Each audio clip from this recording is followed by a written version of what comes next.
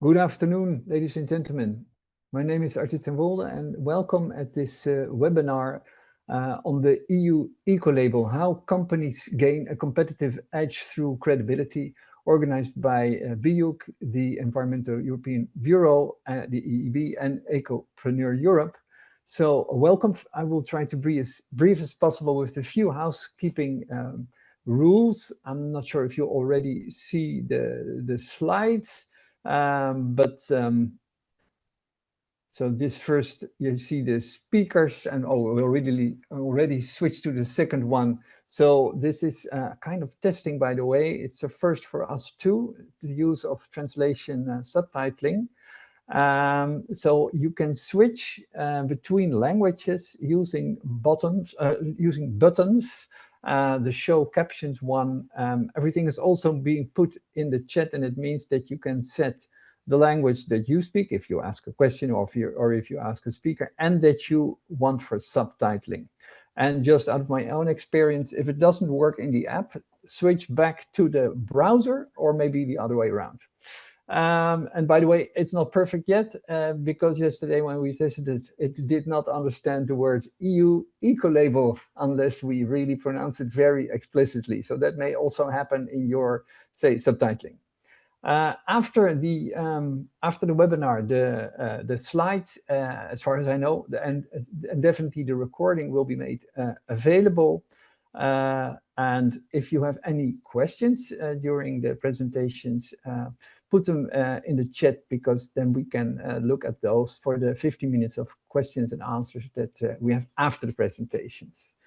And then I would like to immediately dive into it with the first speaker, and that is Pauline Constant from BEUC. And please introduce yourself. Thank you very much, Arthur. Thank you. So good afternoon, everyone. On behalf of BEUC, the European Consumer Organization, I am very delighted to welcome you to today's webinar. I am BEUC's Director of Communications, and I have personally worked on communicating on the EU Ecolabel for many years. So we're very pleased to co-host this webinar with the European Environmental Bureau and Ecopreneur.eu. And we are all members of the EU Ecolabelling Board, and we have a common goal, which is to make sure that sustainability is simpler, is more trustworthy, and is more impactful, both for businesses and for consumers.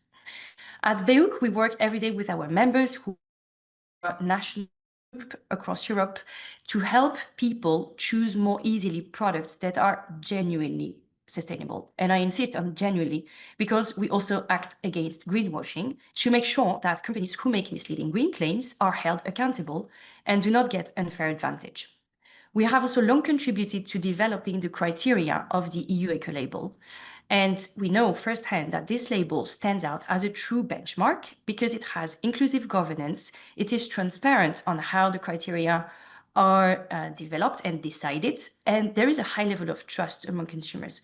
And I think that trust is really a key element of today's discussion, because consumers' trust will make the EU economy flourish and make sure that it is competitive. So we believe that helping consumers to make sustainable choices goes together with helping companies who strive to cut their environmental impact. And this is exactly where the EU Ecolabel is sitting, at that intersection. But there is a gap that we need to address. Consumers want to buy more sustainably. When we polled consumers across 12 European countries a couple of years ago, we found that 80% of them are looking to live more sustainably, and 3/4 of them are looking for environmental information. But even if you have this information, if you don't have widely available products which are easily recognizable and affordable, this won't work. So, and unfortunately, this is not the case today everywhere across Europe. So we need incentives for businesses to go the extra mile, and displaying the EU Ecolabel on products and your services is one way to go further. We have seen legislative progress recently, and today you are going to hear from the European Commission on their new policies driving this transition. New legislation is often seen as a burden for companies, but today let's highlight the opportunities it creates. The EU Ecolabel can help companies to demonstrate credibility and prepare for upcoming requirements that they will have to fulfill. So it's great that many of you are here with us today and interested in this topic. So thank you for being with us and enjoy the conversation. Thank you.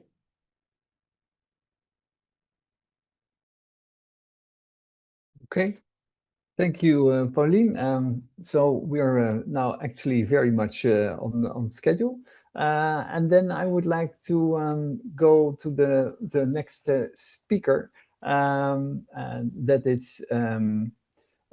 is Małgorzata Golubiewska from DG Environment. Thank you.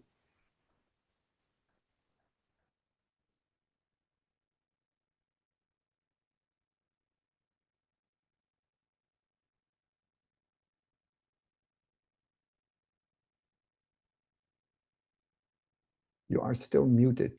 Indeed, yes. Sorry, the sequence was not right. I shared first. Good afternoon to all. I hope you can all see my presentation. I'll just put it in the presentation mode.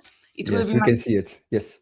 Excellent. It will be my pleasure today to present to you the EU Ecolabel certification of environmental excellence for the European Union. I work in DG Environment. I'm the team leader for the EU Ecolabel. The EU Ecolabel is the official European label. It's been in place since 1992, and it's awarded to high quality and best-in-class products, goods and services in terms of environmental performance.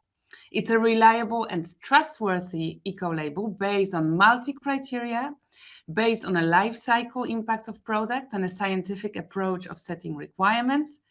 It's also developed under open, transparent, and multi-stakeholder process to criteria setting. It is also third-party verified, which fully complies with the ISO 14024 standard for Type 1 labels. It's managed by both the European Commission, but also the EU member states. Who can apply for the EU Ecolabel? Well, it's the producers, manufacturers, importers, service providers, wholesalers that are placing their goods and services on the European Economic Area market. It's the EU plus Norway, Liechtenstein. Retailers can also apply for products placed on the market under their own brand name. So any good or service for which the EU Ecolabel criteria have been established and is supplied for distribution on the EEA market can be awarded the EU Ecolabel regardless of its origin. So how are the EU Ecolabel criteria established? The criteria development process is led by the European Commission and notably our Joint Research Center. Sorry to interrupt, the slides are not changing apparently. Perhaps you would like me to take the lead? Okay, let's try. I mean, they're changing for me, but of course, I will stop sharing. I don't think it is for the participant. Okay.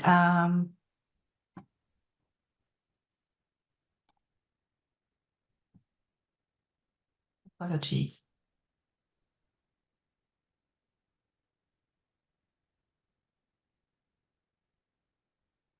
Yes, now we're seeing other slides. Yes, can you move to the next one? Yes, this is where I finished. So the criteria address 10 to 20% of the best environmentally performing products on the market. And all the documents that we base our discussions on when developing the criteria are available online, and we always foreseen an open and transparent consultation of stakeholders, including the industry, but also non-governmental organizations and member states. And it is determined, as I said before, on the whole product life cycle, meaning that we take all the impacts that the product generates from the extraction through production and distribution, as well as consumption. So the EU Ecolabel criteria are established through Commission decisions, which is EU law. It's a pass or fail system, so a product needs to achieve a certain level in order to be awarded the EU Ecolabel, and they're revised regularly. It is a guarantee of reduced environmental impact and also, let's not forget, a good performance of product. Next slide, please. We have 27 eligible product groups, and these product groups are ranging from cleaning through cosmetics, textiles, gardening, or even tourist accommodation. So it's a pretty wide-ranging selection of product groups. Yes. So why is the EU Ecolabel good for your business?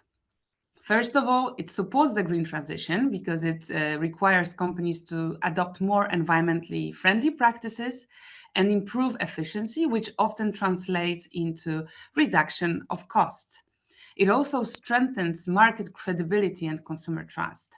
So it helps you with your marketing and your brand image that you can rely on this recognized label across the European Union. It helps you also to stand out from the crowd. You can differentiate your business and gain a competitive advantage, access new customers, and also use new business opportunities. It also helps you to benefit from an increased visibility at the EU level. It also helps to stay aligned with EU environmental priorities and also with the innovation trends. It prepares your business for future markets and EU regulatory developments because the criteria are demanding and usually they come before the regulatory requirements. And finally, last but not least, it helps to access green public procurement opportunities across whole Europe whenever green credentials are mentioned in the tenders. Next slide, please. Indeed, it helps your business to also make sure that you comply with the legislation in place. In this case, we have two important new pieces of legislation that are very relevant. First of all, the one empowering consumers in the green transition, which is a consumer protection legislation that introduces new provisions against greenwashing, and it will enter into application from September this year. It requires labels to be reliable and based on third-party certification. And the EU Ecolabel, in fact, is one of the few means to demonstrate allowing you to make generic claims on overall environmental excellence, which are otherwise banned. Such claims are, for example, more environmentally friendly or better for the environment. So pretty generic in its meaning, but at the same time, the wide scope of the EU Ecolabel's criteria and the life cycle perspective allows to use these types of claims. The EU Ecolabel can also help to comply with other sectoral legislation, and the EU Ecodesign for Sustainable Product Regulation is one such example. We are currently working on the synergies between the EU Ecolabel criteria and the upcoming Ecodesign criteria for similar product groups. So whenever the EU Ecolabel will exist for the product group for which the ESPR also sets requirements, it can be used as proof of compliance for those requirements that are shared.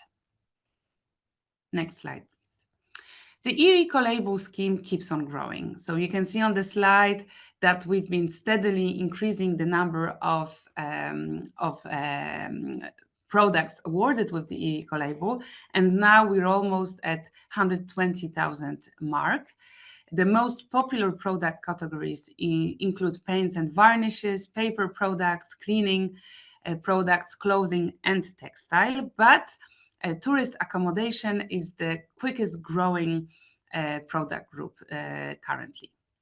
And what's important to highlight is that the EU Ecolabel is absolutely accessible also to small and medium-sized enterprises. And the proof of that is that 61% of all the EU Ecolabel license holders are from this group of companies. The EU Ecolabel also benefits from high trust of EU citizens. According to the Eurobarometer that we did in 2023, 38% of EU citizens recognize the EU Ecolabel, and 75% of consumers that were surveyed trust that products awarded have lower environmental impact. And it's not always the case, because we know that overall consumer trust in green claims or green labels is at a pretty low level. So this is definitely a characteristic of the EU Ecolabel that is worth keeping in mind. Next slide, please. So the EU Ecolabel criteria empower sustainability.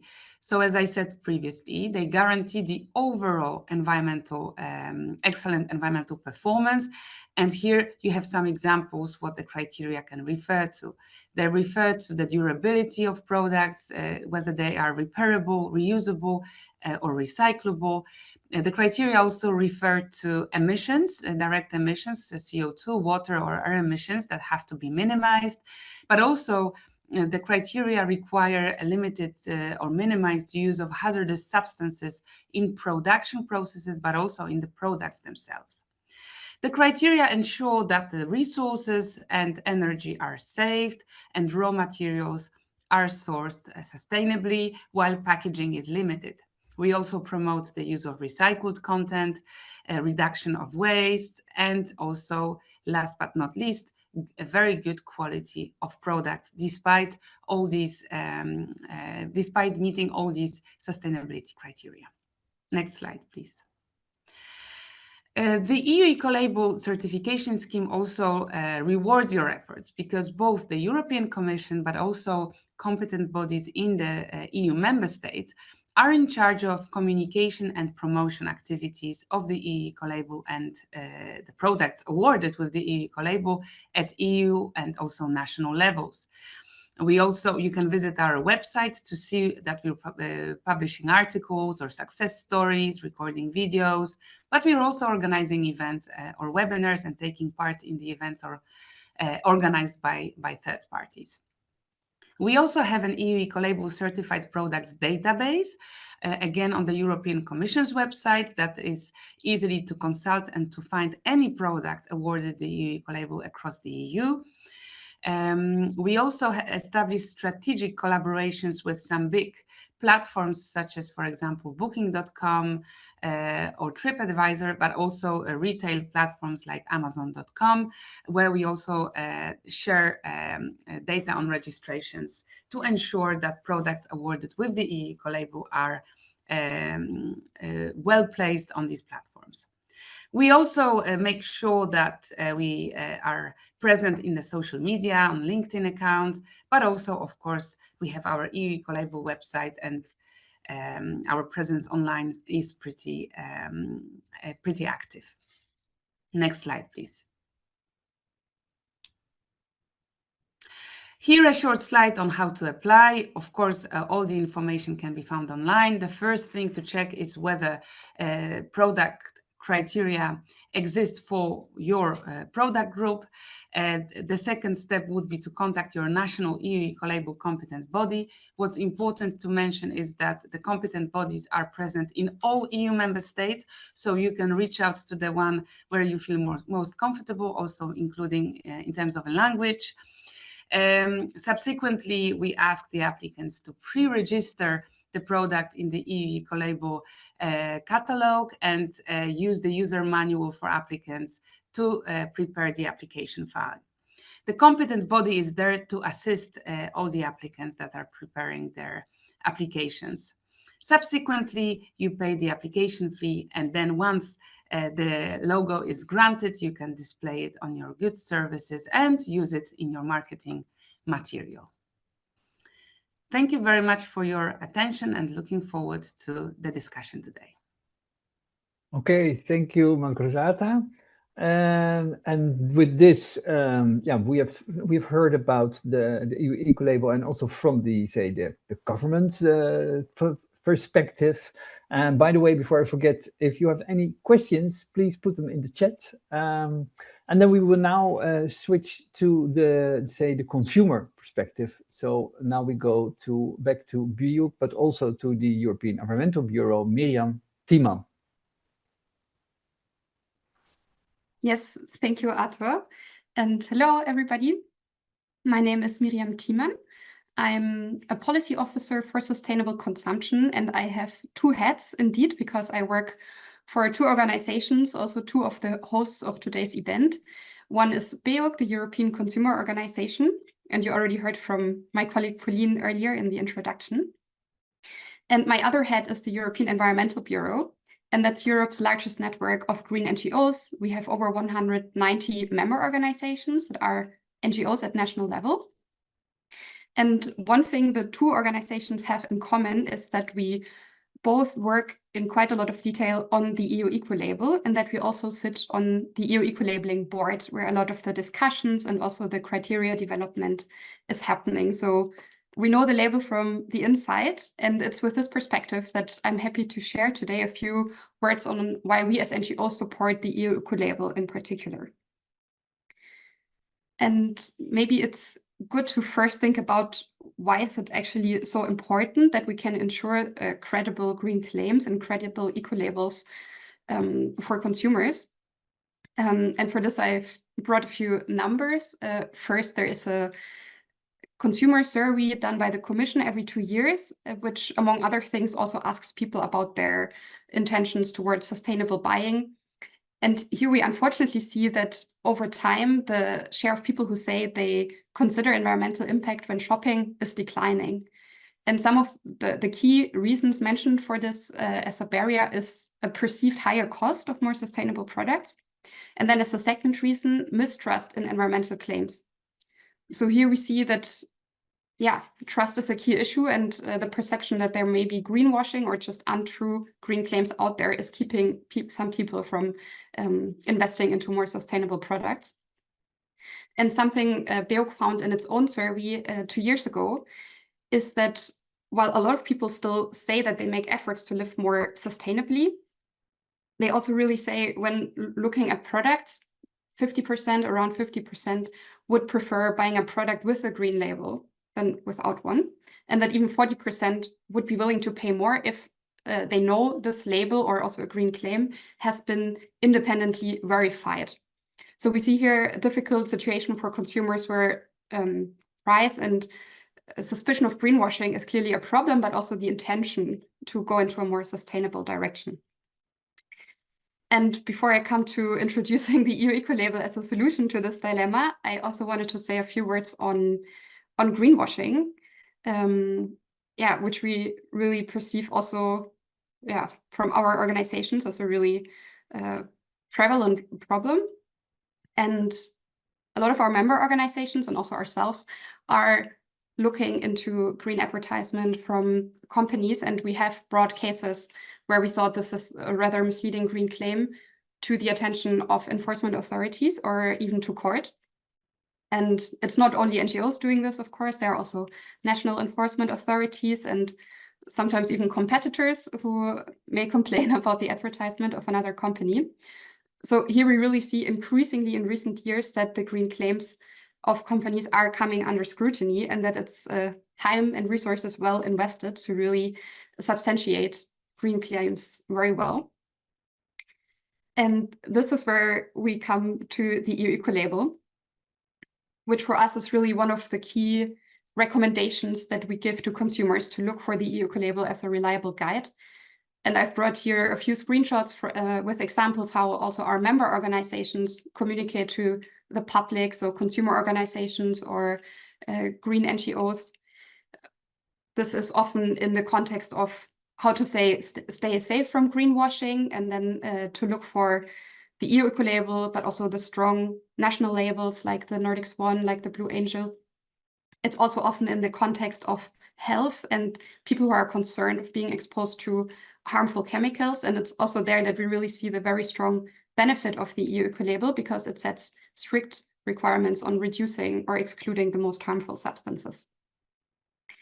Of course, one prerequisite for consumers to be able to find Ecolabel products is that they must be offered in their country, and of course the price angle also.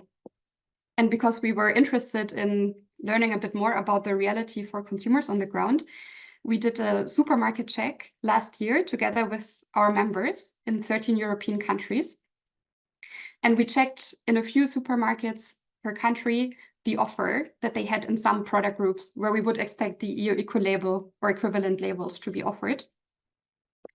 And we checked what is the share of ecolabeled versus non-ecolabeled products, and also what is the price of the ecolabeled ones compared to the non-labeled ones. I must say that this was not a representative study, but we wanted to get a first impression, and I think it shows the direction or how the situation is in these countries.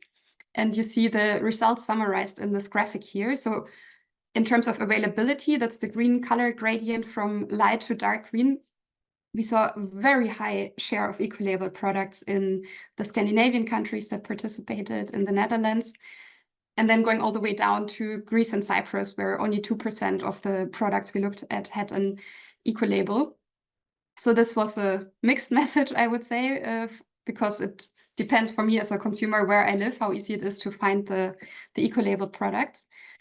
But we had luckily a good finding on the price, because in comparison, we found that the Ecolabel products were cheaper in almost all of the countries where we checked. So this helps debunking a bit this perception that the more sustainable option is necessarily the more expensive one for consumers, and that's good news.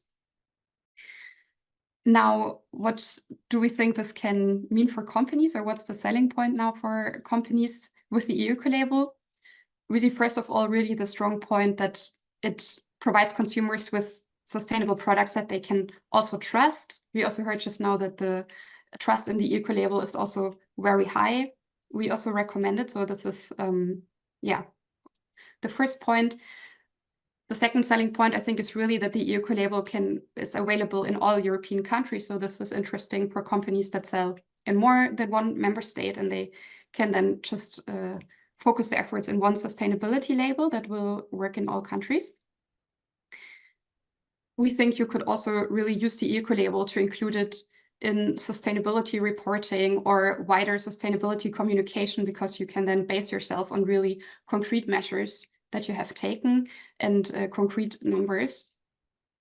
And the last point, and which I think is really important, is that the EU label is increasingly becoming a proof of compliance with EU rules that are entering into force now and over the course of the coming years, especially when it comes to consumer law. We heard earlier about the Empowering Consumers for the Green Transition Directive, which will be enforced as of this September, which will set stricter rules on green claims.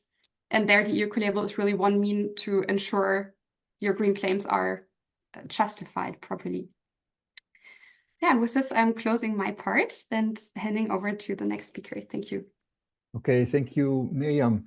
And indeed, as the director of Ecopreneur Europe, I did not take the time to explain actually what it is. That is the European Sustainable Business Federation in Brussels, and we unite almost 15,000 companies. 99% of those are small and medium-sized enterprises.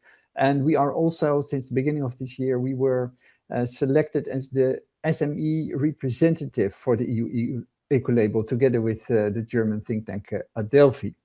And so now we switch to the business perspective, and actually as Ecopreneur we subscribe to all the mentioned advantages of the EU Ecolabel, but especially of the last two that Miriam mentioned, namely that it's a European label. There's nothing wrong with national labels, on the contrary, but it's very nice that if a company wants a European label, that there is an option. And also what we like about the EU Ecolabel, that it's valid and it's used for more products and services and not just for a single product group. Then we go further to the industry perspective. So now we get three speakers with different hats on speaking for the industry. And first I want to introduce Mr. Andreas Tarp from the Danish Chamber of Commerce. Yes, thank you so much, Arthur, and thank you for having me here today. And good afternoon, everybody. My name is Andreas Tarp from the Danish Chamber of Commerce. I work as an EU policy advisor here in Brussels, focusing on sustainability, but among other things. So I'm here to speak from the Danish business perspective, give you insight to that, on how the Ecolabel helps businesses in this world we live in today. So who are we? We are one of the largest business organizations in Denmark. We represent more than 18,000 member companies and over 100 sector associations. And we span multiple sectors in retail, energy, transport, digital telecom, health, life science, biotech, defense services, tourism, and many, many more areas. We are 400 employees in our offices in Copenhagen, Brussels, Aarhus, and New York. And we're also members here in Brussels in Eurocommerce, Digital Europe, and E-commerce Europe. Next slide, please. Yes, so I want to start out by giving you a sort of an introduction to the state of play of businesses in Denmark, but also in Europe, because everything is connected. So, of course, first of all, war changes everything for businesses. This means higher prices with the war in both Ukraine and Iran, of course, higher energy prices. So businesses have to adapt. Also, our dependencies in Europe have become vulnerabilities. The dependency on China, of course, has been known for a while. Russia gas dependency is not surprising, but also the dependencies on the United States today is also worrying. So a lot of vulnerabilities for European businesses. So you could ask, who can we depend on today? I would love to say the European Union, and I will say the European Union, but of course we also have some internal struggles, especially the single market, which is not working as it should. We have many problems here, a lot of barriers between member states in regulation. We have heard about simplification for 2 years now, so I don't want to go more into that. But what we hear from our members is that the barriers, the harmonization is the big obstacle at the moment. Of course, the whole simplification agenda has brought on some regulatory instability for members, for our members. They are unsure what to expect in the coming years. So simplification is needed, but it needs to be done with care. So we don't make it more unstable for companies, so they know how to invest in the future. One of the big hurdles is, of course, the unfair competition from outside Europe, and here I'm, of course, thinking about the online marketplaces and the millions and millions of products coming into Europe every day, which are both illegal and dangerous for consumers. We need to close the regulatory loopholes here, and fines are a good start for Temu, for example, but we need to do more than this. So all of this combined makes that many of the European businesses are looking for new markets to go to, and this is a problem.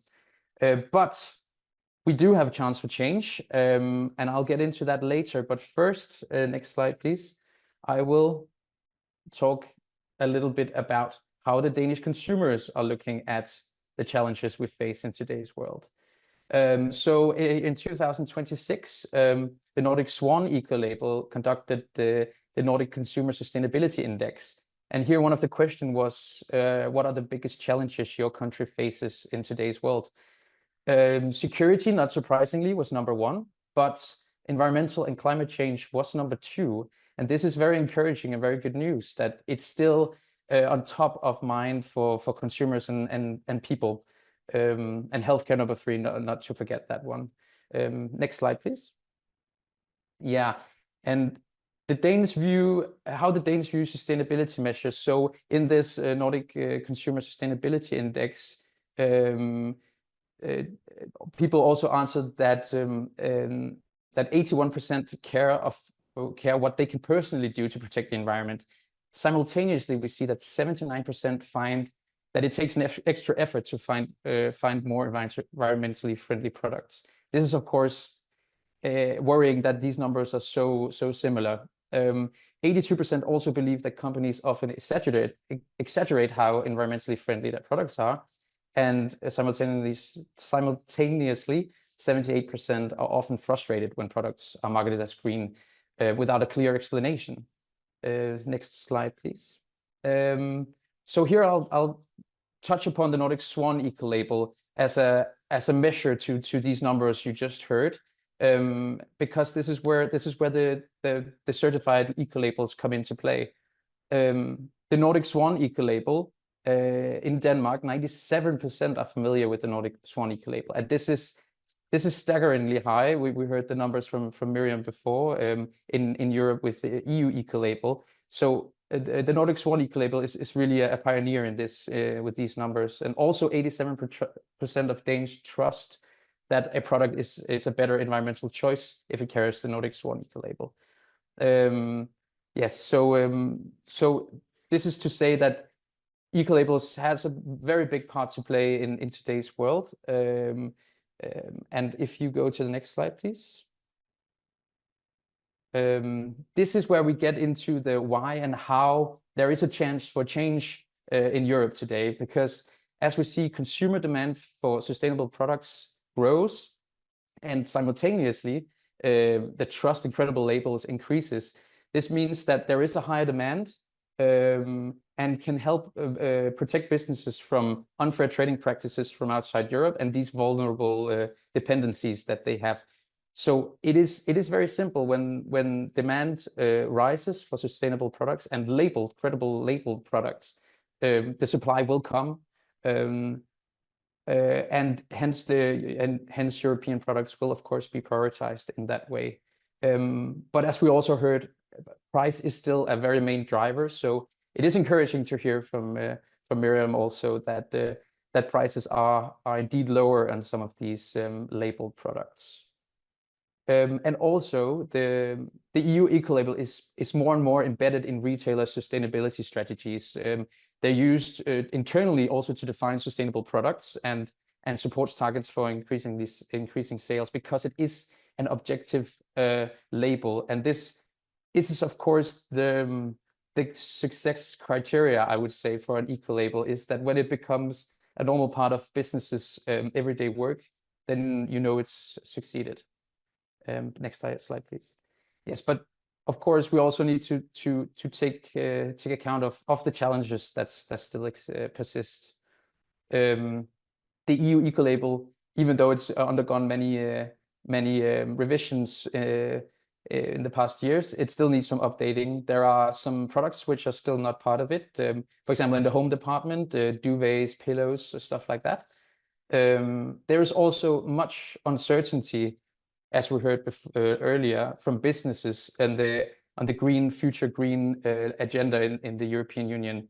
It is harder to connect the dots. How will the Ecolabel play together with the eco-design regulation coming up? Businesses are maybe a little bit hesitant to actually investing in these things when it's unstable.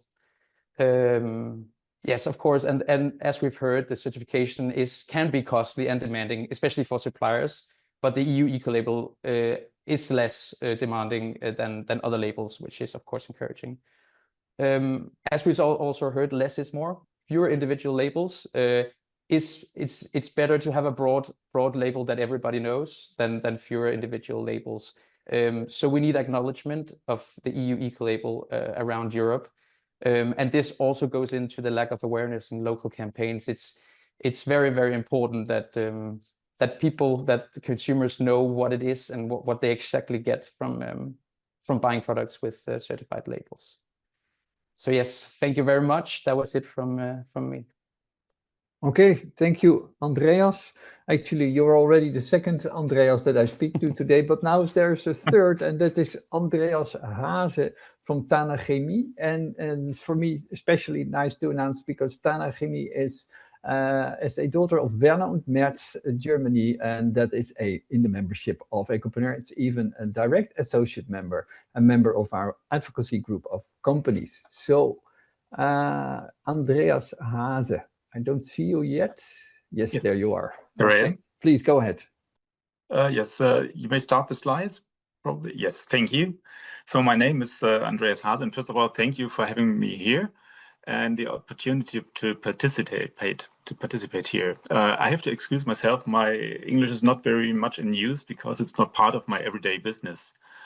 I'm working for the Tana Chemie GmbH, which is part of Werner and Merz. And what we produce, you can see right there, it's bottles full of chemicals. It's cleaning chemicals, basically. And the Tana Chemie is the professional part of Werner and Merz. As you may know, the Frosch, it's also well known, which is more into the consumer part. The Werner Merz is still a family-owned business, which makes it easier in some ways to be sustainable, and we've heard it before. Some companies worry if they want to go into sustainability. We already chose this way in the 1980s, so it's a long history in sustainability in this company. The next, please. Yes. What we are now into is the circular economy, which is for us the key to go into the future with a sustainable products and an environment which is healthy for the future generations. Next, please.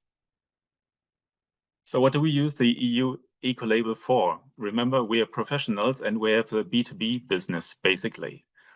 For us, it's first of all quite nice that the EU Ecolabel is a multinational standard. It's from the EU, so everybody in the EU knows how to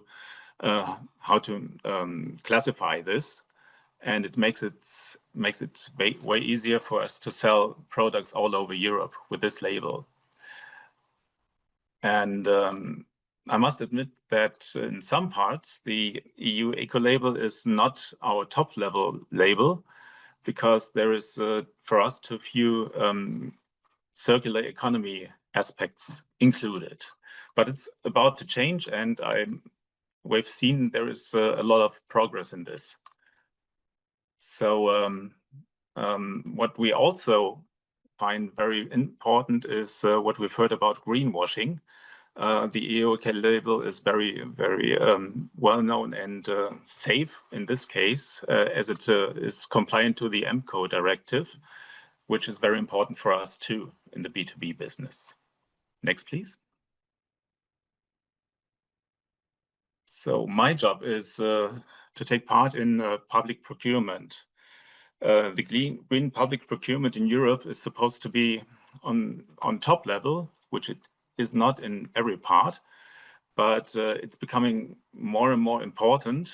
In this case, especially the Type 1 Ecolabel, like the EU Ecolabel is a leading label in this case, is used more and more often, and that's a quite good development for us. Next, please. At the moment, but it's about to change, the success of the EU Ecolabel made it very necessary to sharpen the criteria, because too many members in the market can offer products with the EU Ecolabel, which is good, of course, and we want to have 100%, but for us it's also important to be the first. And when everybody's got the EU Ecolabel, it's difficult to be the first in this case. So we're quite glad that the criteria have sharpened by now. What we miss is a more effort into circular economy and into the production of the products. We would like to have more there, but you're on your way, and we see this. Next, please. So let's go into the details.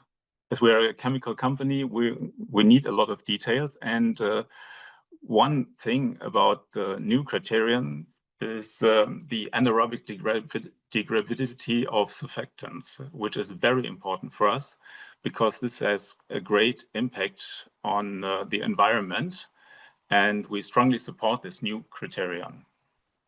Next, please. When we're talking about palm oil is still very much in use in the industry to create surfactants, for example, and other things. And it's cheap and quite easy to get, but not very sustainable usually. So it's very important to use sustainable palm oil. And we think the transition from the book and claim model to the mass balance model is absolutely the right direction, and we appreciate this too. Next, please. What we've seen is that the sustainability criteria have gotten quite stronger, which is also very good, we think. It's absolutely necessary, as we've heard before about the market. And we think this is the right way the EU Ecolabel is developing right now. For the future, we may have to have a closer look on toxic substances, and these might be reduced even more, or even be taken out of the criteria. So next, please. So we have actually a little problem with these VOCs. To reduce VOCs is very good, because it's there is quite some substances that are close to the ground quite toxic, or can be developed quite toxic. But there is also substances like isopropanol and ethanol in there, in this VOC criteria. They're not toxic, and they're quite effective in cleaning. And we would like to use them better, like the Nordic Swan has taken them out from the restrictions and would like to have this from the EU Ecolabel in future too. Next, please. When we're talking about packaging, I must admit that these criteria are quite unambitious. The state of the art in packaging and sometimes the regulations by the laws in some countries are even stronger than what's required from the EU Ecolabel. So maybe some more ambition in this case would be nice. Next, please. Yes. So this is already the conclusion. For us, the EU Ecolabel is a very successful and well-known indicator for sustainability. As it's used in all of the EU, it very fine fits to our activities, which are Europe-wide. It prevents greenwashing in some cases, according to the EMCO directive. That's an important point because we've heard it before. Greenwashing is the big problem with the consumers. It's a little less the problem with the B2B business, but there is still greenwashing in the market, and we're fighting against it. The EU Ecolabel is the leading label in the EU. This bears a great responsibility for effectively driving further improvements in sustainability. When it's a leading label, you set the standard. And the recent tightening of the criteria ensures that the label will continue to promote sustainable development. That's very important for us. Of course, we'd like to see even stricter and wider criteria in the future, but I'm sure we will. So here we are at the last one. Thank you very much for your attention. And I hope I was okay with my English. Thank you. Thank you, Andreas, and no need to apologize. Thank you very much. Very good English. And then in view of the time, I just immediately go through to the last speaker, and that is also from industry, Céline Augustou from the Green family. Please go ahead. Good afternoon, everyone. Can you hear me well? Yes. Perfect. Great. Many thanks for the invitation. I'm really glad to be able to speak a few words about Ecolabel. First of all, let me present you in a few words what is Love and Green. So if we go to the first slide, thank you. So Love and Green is a family company that I have created with my husband 15 years ago in France. So we are very French. Most of our business is here in France. And we've created the brand with very strong values and a very strong CSR engagement from the start. On the next slide, you can see the products we are selling. So we are selling ecological hygiene products. We were the very first ones to launch ecological products on baby diapers, but also on feminine hygiene in France. Approximately 85% of our turnover is now covered with products having the EU Ecolabel. So Ecolabel is really central in our CSR engagement in terms of products. As you can see, we also have a range of cosmetics and wipes for babies and also incontinence. And last element of presentation, as I said, we are a company with a very strong CSR engagement.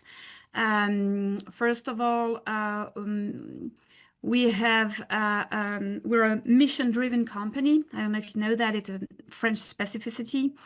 It says that the company is not a usual company, but it has a mission that goes beyond the fact of, being alive as a company. And we have very strong certifications in terms of corporate certifications, but as well, all our products, 100% of our products do have an excellent certification in terms of environmental impact. And Ecolabel is, of course, the first of them. So what's the story between Love and Green and the EU Ecolabel? If we go to the next slide, you can see our main products sold, and you can see that Ecolabel is really present at the front part of our packagings, and we have three main reasons why we have decided to be with EU Ecolabel. First of all, it's a question of credibility of our ecological engagement. Second of all, it's communication. We've been talking about this, but it's very important as well towards our B2B clients, but also our consumers. Because I have not said it, but Love & Green is a brand that is sold in most of the hypermarkets and supermarkets in France, but also on the internet. Okay, and the third one is EMCO compliance. So if we go to the first element, clearly for us, it was really a question of credibility. As a mission-driven company, as I said, we are committed to getting the most demanding and serious ecological labels on every single product that we have.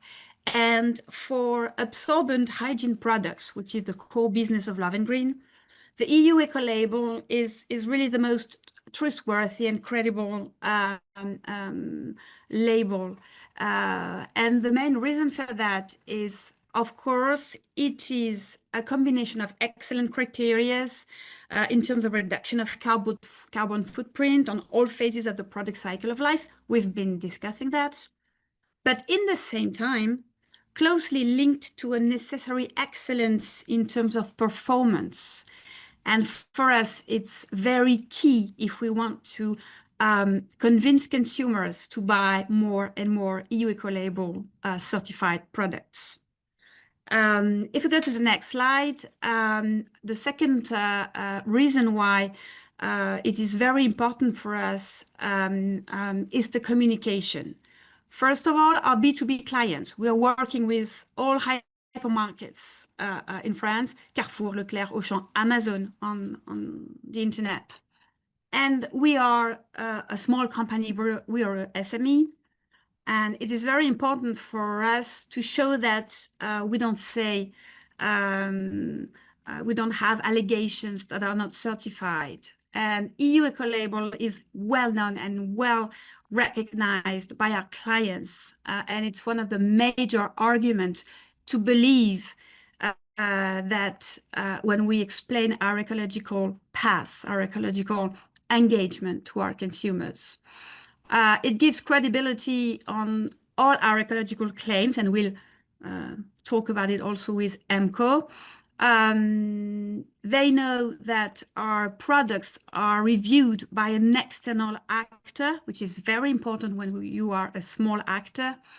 And also they know that we have serious suppliers, which is important because we are fabless. We don't have industrial factories. We work with suppliers, and that way they know that we work with very serious suppliers. So very important. But this is not only with B2B consumer clients, it is also with consumers. As a brand sold in hypermarkets and on the web, we need to speak to consumers. And we speak a lot about EU Ecolabel. You have seen on our packagings, but also here you have on the left side a newsletter, on the right side an Instagram and Facebook posts. It is very important to explain to the consumers that the fact that we have the EU Ecolabel gives credibility when we have ecological claims, and we try as much as we can to explain them that it has to be a simple and a clear criteria of choice when they choose their products to buy. And the third and last element is EMCO. We have spoken about it a bit. It's very important for us because in EMCO, EU Ecolabel is really at the heart of what is an ecological claim that needs to be backed up. And Ecolabel really plays this role. And for us, what was really great is that it's been a bit more than a year that the EU Ecolabel teams review our packaging claims before we print them, in the view of this EMCO philosophy. That means every environmental allegation has to be proved And this is the process we've been with the EU Ecolabel teams for all our packagings. And in that way, we feel quite ready, and we say to our clients, of course, with this MCO arriving in September. Many thanks for your attention. Okay, thank you, Celine. And we are right on time. So thank all speakers for that. So let's immediately go on with the questions and answers. There were a lot of questions in the chat. My colleague Michael Laarman was monitoring all of them and saw that many were also answered in the chat. So if you did not see that, you can always take a look now or later. But let me start with a question that triggered me because it's something that is also on the Ecopreneur radar. That's a question from Marco Glisoni. Are there any possibilities to reduce the VAT tax on EU Ecolabel products? And actually, this is something that Ecopreneur has proposed, but there's no, as far as we know, there is no initiative ongoing. But maybe Margareta can say something about this.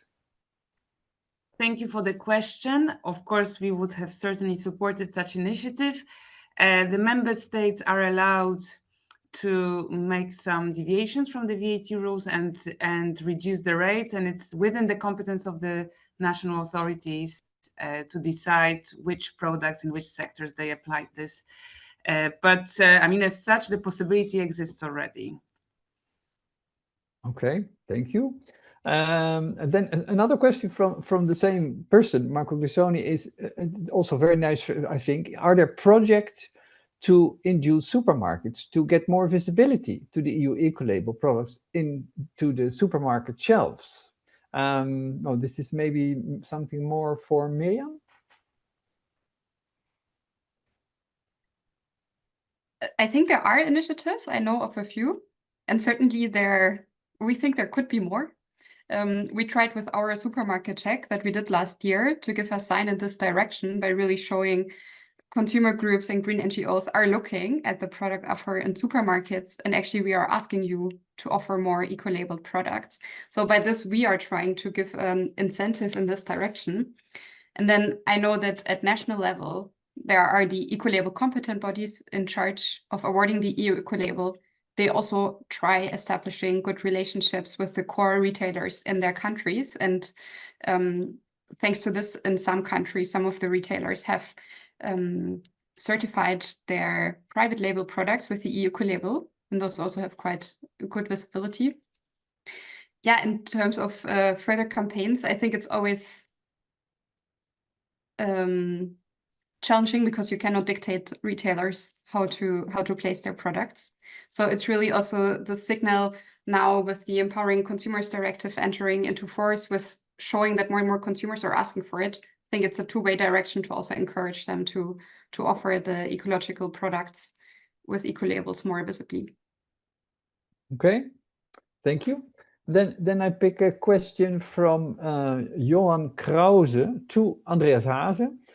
Will Frosch also get Blue Angel or more eco-label certifications? Okay, this is difficult to answer for me because I'm at the professionals and not with the Frosch. But I know that Frosch is in Germany, again, the most trusted brand with the consumers. So there is no huge necessity for extra labels sometimes. I know there is some products with a label, but I'm not quite sure what will happen next. Okay, and then maybe also to the other industry representatives. For instance, Celine, are you also considering more labels, and how do you see how do they relate this European label versus maybe French labels? Our philosophy is to pick on each range of product the most demanding environmental label, and we have different labels because, for example, on cosmetics we are more on Cosmos. So it really depends on the category of product. But as I said, 85% of our turnover is covered by EU Ecolabel because on those products, it is really the most serious, the most demanding, and the most recognized label. So it's really a question of choice on each range of product. Sometimes we pick some other because we think it's more demanding in terms of, when we develop the product. So it's really a question of eco-conception of the product. And in terms of when we sell it, we have still a long, long road to build with the French distributors. Because as you have shown, Miriam, there is only a very small percentage of companies, of products having the EU Ecolabel, and it's the same for the other labels, no difference. And we really need to explain again and again and to convince that it is really serious behind and that we need to push it to the consumers. We're doing that with a lot of energy, but we are not a lot of actors doing this. And I think it's the main challenge that we have for the coming years is really to bring this excellence in terms of eco-conception to the consumer more easily, hand in hand with the distributors. Okay, thank you. Then stay here because there's another question, and maybe René Wehner can ask himself. Are you still on the call, and can you unmute and pose your question about the natural fibers? If not, I will read it from my screen. So he says, currently the EU Ecolabel does not permit any alternatives to forest-based materials that are for sanitary paper products. And when it comes to sustainability, fibers derived from annual plants, such as grass, present a general opportunity. And this is also a question to Malgorzata, by the way. So how do you think about this, Celine? Thank you for the question. I think that at the time of the review of criteria, this is exactly the type of input that we always request our stakeholders to bring to the table so that we can look at how the market is advancing and whether more sustainable alternatives exist. So this is definitely an area that we will be looking at the time when we'll be reviewing the criteria for this product group. So do not hesitate to take part in the consultations once we are there. But this is why with a certain regular interval, we do review the EU Ecolabel criteria to make sure that that the criteria are still fit for purpose and they really cover only the top performing products, and that the innovation guides us with the EU Ecolabel criteria. Okay, thank you. Then I would like to continue with a question that we got beforehand, and it's aimed to start with to Andreas Starp. It reads, how will the EU Ecolabel integrate with other standards in the future? Andreas, can you say anything about that? Yes, of course, that's a difficult question to look into the future like that. But there's no question that many of these individual eco-labels need to be harmonized more. It's easier for the consumer to understand one label instead of 10 or 15 different labels. So from our part, we definitely want more harmonization in this area. We see the Nordic Swan label as a very good example of a label that works, that could be more how do you say, integrated with the EU Ecolabel as well. So there could definitely be some integration there. Yeah. Okay. And in our membership, sometimes some companies come with the environmental product declaration, which is something different, but then also has to do with sustainability. Is that also that you see coming up in the conversations that you have about standards and labels? Definitely. So, of course, when companies have to declare different places as well, it creates administrative burden, as we've heard so many times now. So definitely, if there is one place you can declare your sustainability, sustainable products in one place, and you could tick off all these boxes, that would definitely make the life easier for European companies and make them more competitive. Thank you. Yeah. Malgorzata, maybe you also want to say something about this? Well, we definitely promote harmonization, and this is why we have established the EU Ecolabel. We do cooperate with recognized national labels such as Nordic Swan or Blue Angel. We have members within our EU Ecolabelling Board from those ecolabels. And whenever we review the criteria, we also, of course, take into consideration the criteria that exist for these ecolabels as well. So we do have good cooperation. It's also fair to say that different ecolabels have different recognition across the EU. And Nordic Swan is indeed very, very well recognized in the Nordic countries, but much less known outside of that area.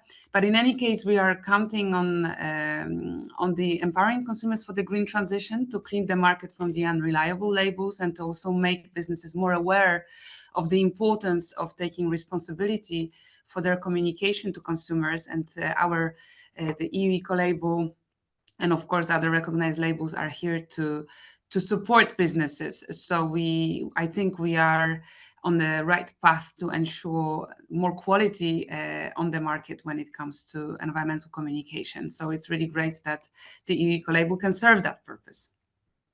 Okay, well, there's another question actually coming from various sides, and it's all actually to you, Margaret, as well. It's about the product groups. We have now 27 products groups, and by the way, also includes services like hotels and indoor cleaning services. But we also got it from our own membership about the landscape architect contractors. They cannot have an EU Ecolabel yet, and also hairdressers are mentioned here, construction companies, dry cleaning, repair shops, and more. So can you say anything about introducing more product and services groups? Well, we have to be also strategic in our approach. I mean, we would have loved to have the EU Ecolabel for hundreds of product groups to guide the consumer choices. We have decided to limit the scope to those that are most relevant from the environmental perspective, but also, from the consumer perspective. Although our product groups are not only limited typically to consumer products, we are constantly strategically reviewing our portfolio to decide on the way ahead. And it's certainly great to hear that there's appetite for more. We'll keep that in mind for the future of the scheme. Okay, thank you.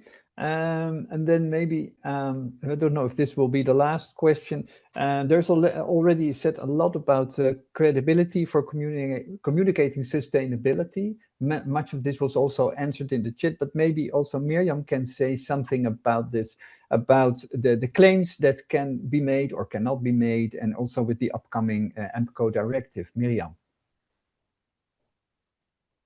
So I imagine this question is about which claims exactly will still be allowed and not be allowed. And I think that's one of the hot topics that everybody is asking now, of course.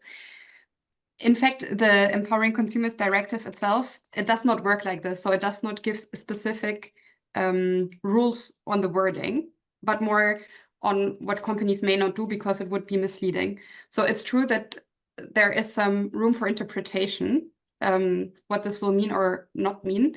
What I can recommend is to check what the national consumer authorities in your countries might have as guidance, because in some countries they have already issued quite good guidance documents with examples how different claims how they would interpret them, and then also enforce them accordingly.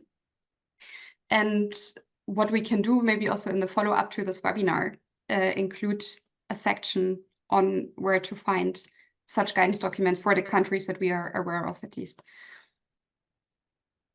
Okay, thank you. And then one last question, and that's also from our own membership, Benoit Quitre from CAIA, the Belgian Sustainable Business Federation.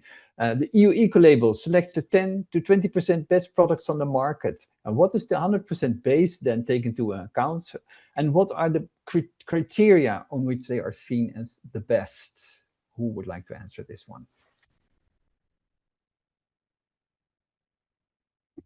I can maybe start, and if anybody wants to complement, I mean, of course, when we revise the criteria, we look at the market, and there is a detailed market analysis to see how a given product group has evolved, how the technologies change, and how our criteria should reflect that, where we are also looking at the potential of improvement, because we want to pull the market towards better environmental performance. So it's a pretty complex process led by our colleagues from the Joint Research Center with wide-ranging stakeholder consultation. So that's how it's done. And then the EU Ecolabel regulation guides us in terms of the criteria that we should be, the broader criteria that we should consider. And of course, we always look at the product-specific situation to select those criteria where the impact, the environmental impact, is relevant and significant to ensure that the products awarded the EU Ecolabel in the end do offer environmental benefit as compared to the average of the market. Okay, thank you, Malgorzata, and then also all the speakers for your presentations and answers, because now we're approaching the end of this webinar. I was asked to summarize. Well, that's very difficult, but I'll try. So in this webinar, we heard about the many advantages that the EU Ecolabel can have for businesses and also for consumers. That it's already there for 27 groups, and that there's enthusiasm with all the 3 players here: industry, consumer organizations, and also businesses. There's also a lot that can be improved. And then, before I forget, Ecopreneur has a few days ago launched a new EU Ecolabel working group for SMEs, for small and medium-sized enterprises. And all SMEs can apply for this. So I hope that the link to the registration can be put in the chat. And this will be a forum for SMEs with or without an EU Ecolabel to discuss how it is going, and also to give feedback on the proposals from the European Commission to further develop and improve the existing EU Ecolabels. And the advantages that this participating brings are summarized here. And then, so there's also continuous work on the EU Ecolabel, and your remarks today will be included. And so I hope that some of you will join this working group. Then, to wrap up the webinar today, we also heard from the businesses that they are very enthusiastic about the EU Ecolabel, and that some things could be improved, also to make sure that it stays the one for the most ambitious and the ones that are really in front in terms of performance, because that's something that the label really stands out for. Then I would just like to be very practical. That, like we said, this webinar has been recorded and will be made available, as will the presentations, so you can always take a look afterwards. And then I would like to thank again all the speakers for presenting everything so clearly, answering the questions in English, and I hope all the listeners have been able to listen to that in the language that they prefer. And so I all wish you a very good day, very good afternoon.